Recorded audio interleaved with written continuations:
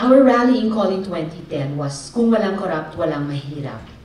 Ngayong umuusad ang anti-corruption agenda ng gobyerno at ngayong nakikita natin ang epekto nito sa ating ekonomiya, panahon na para tignan ang part 2 ng pangako ng matuwid na daan, ang issue ng equity.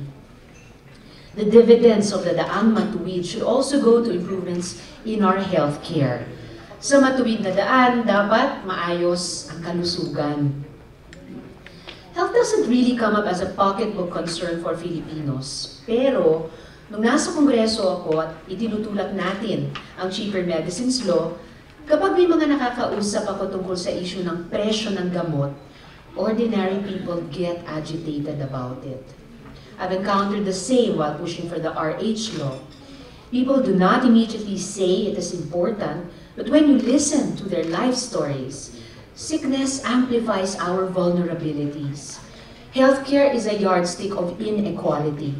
Kung sino ang wala sa buhay, sila ang mas nahihirapan sa issue ng kalusugan.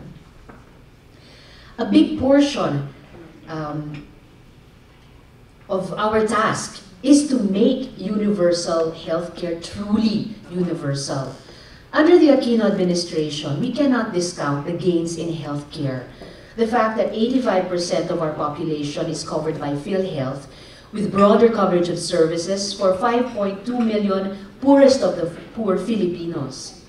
The increased insurance coverage for catastrophic diseases under PhilHealth, the 30,900 nurses deployed by the government, along with 11,000 community health teams that DOH is mobilizing, and the passage of important health bills, especially the sin tax and RH laws. That's a big improvement, but more, as our MC said, needs to be done. First, there has to be a significant push to scale up public spending on healthcare. Increasing PhilHealth enrollment has to go hand in hand with government-funded improvements in services provided by public health facilities, without which universal healthcare is crippled. We need to invest more, not just in terms of public spending, but also in terms of political will to deliver universal healthcare. Second, we need to improve private healthcare services. There has to be tighter regulation of private facilities so that out-of-pocket expenses are reduced and profiteering is prevented.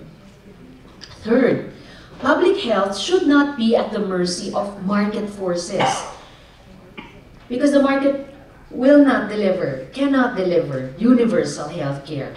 There has to be a robust, viable regulatory climate in the health sector by government in terms of setting standards for health services so that the rights of patients are protected, in coming up with reference prices for essential drugs and services, reducing procurement costs of medicines and other health commodities, and regulating private HMOs so that competition is enhanced and cost lessened.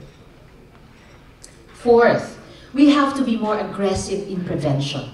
We need to strengthen our community health services and establish programs that can prevent leading causes of morbidity and mortality in the country. Heart-related diseases, hypertension, diabetes, we save more resources and we save more lives if we focus more on prevention than on treatment. The same is true with the growing HIV epidemic in the Philippines. Fifth, we need to take care of our health workforce. Labor migration is not the only issue. We need to address the quality of our education and training system for our health professionals and how we see our health workers. Komplikado ang problema sa usapin ng labor migration ng mga health professionals sa ating bansa. Pero magandang magsimula sa pagbabago ng ating pananaw sa kanila. In our debate on the RH bill, we'd oftentimes hear that a big population is better for the country because it increases the remittances we receive from our OFWs. Pag naririnig ko yan, agad-agad pumapasok sa isipan ang mga nurses at mga doktor na umaalis ng bansa para magtrabaho. We need to have an ethical perspective on this issue. Hindi sila export goods. Sila ay mga professional na dapat tinatrato bilang professionals. One problem that needs to be urgently addressed is the declining quality of education for our health workers. And that's because of this attitude that looks at them as export products. The decision to take up nursing or medicine might be motivated by the desire to work abroad, but that doesn't mean that nursing, medicine, or PT students do not deserve quality education. The jump in the number of training programs from 40 during the 1980s to 470 in 2010 shows how commercialization of nursing education in particular has caused the decline in the quality of nursing instruction. In this example, we need more regulation, not less. At the same time, we need to shift our conversation on labor migration. I think the salaries of health workers here should be increased in order to attract our health workers to stay in the country. That said, I don't think we can match the salaries that our doctors and nurses can get abroad. So let's change our national conversation on this issue. Dati, hinihingi ng sitwasyon na magtrabaho abroad ang ating mga bagong bayani para tumulong sa ating ekonomiya. Ginagalang ko ang mga sakripisyong ginagawa nila para sa ating bayan. Pero may bagong hinihingi ang sitwasyon.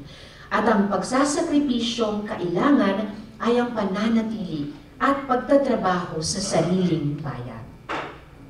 Improving access to healthcare is a collective project. While it is true that it is an obligation of the state, the role of citizens is to make sure that such obligation is delivered. Nag-people power tayo sa balota para labanan ang korupsyon at hindi pa tapos ang laban. Kung gusto nating ibsan ang kahirapan, kung gusto nating palakasin ang kalusugan, sulong tayo sa ating mga pinaglalaban. Marami pong salamat sa inyong lahat at mabuhay po tayo.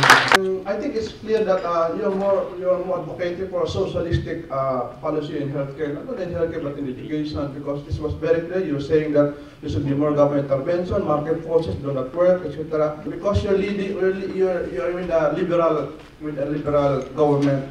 And in theory, liberalism and socialism actually have 180 degrees opposite from each other.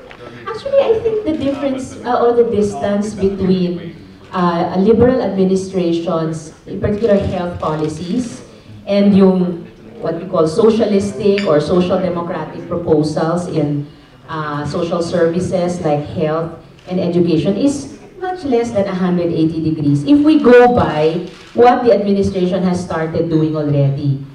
In my brief sharing, I spoke about the initial steps on PhilHealth. We could also look at K-12.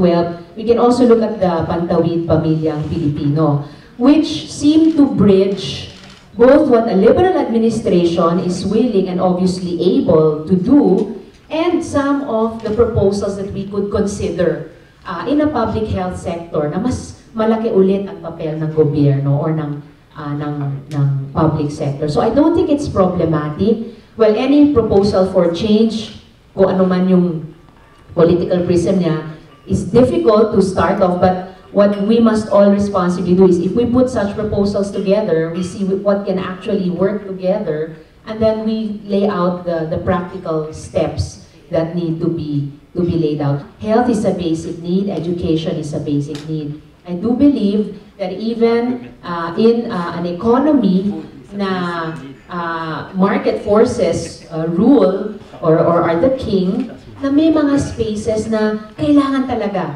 i-reserve ng isang reformist administration, which this liberal administration is, para maging public, manatili or maging ulit na public domain in the interest of the public good. So even if the long-term economic vision is capitalistic, as someone who's more social democratic, I can still reasonably argue na we need to have a healthier population, we need to have a better schooled young generation para yung development goals natin in the medium and long term. And yun, that's still subject for discussion and debate, ay makamit natin. So in all these time frames, yung immediate, medium term, long term, palagay ko mahalaga ang papel ng gobyerno. And for me, ang health sector is a good place for government to start fulfilling that role now.